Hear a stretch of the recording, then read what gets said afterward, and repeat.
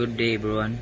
Today we will discuss the steps to take in case of ship damage, the actions to regain stability, and how to check if the action taken are effective. Ship damage can happen because of collisions, grounding, flooding, fire, or bad weather. It is important for the crew to act quickly and properly to keep the ship and everyone on board safe. The first step is to assess the situation immediately. The crew must determine the type and extent of the damage. This includes checking if there is flooding, fire, structural damage, or cargo shifting.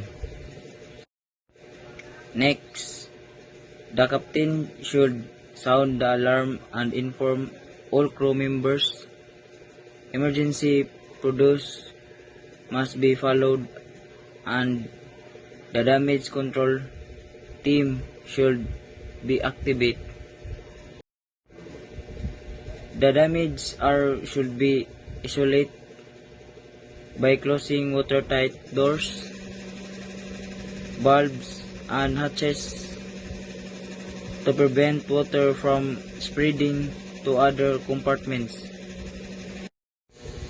Communication is also very important. The bridge team should report the situation to nearby vessel and coastal authorities if necessary. To regain stability, the crew may perform counter-flooding.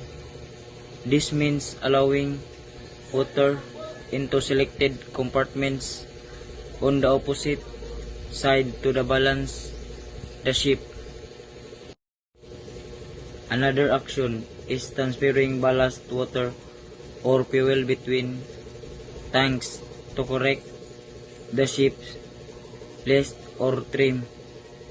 The crew may also secure or rearrange cargo if cargo shifting caused the imbalance. If flooding continues, emergency pumps should be used to remove water from affected compartments. Reducing speed or changing the ship course may also help lessen the effect of waves and prevent further damage. After taking action, the crew must monitor the ship carefully. Then should check if the list or trim is improving. They also inspect water levels in compartments and ensure flooding is under control. Stability calculations and damage control plans may be used to confirm that the ship is safe and stable. The crew should continue communications with the bridge and regularly update the captain about the condition of the ship. In conclusion, proper response during ship damage is very important to protect lives, cargo, and the vessel itself.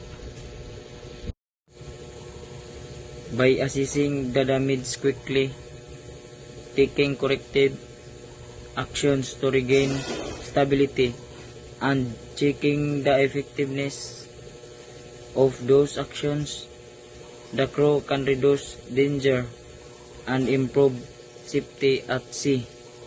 Thank you for listening.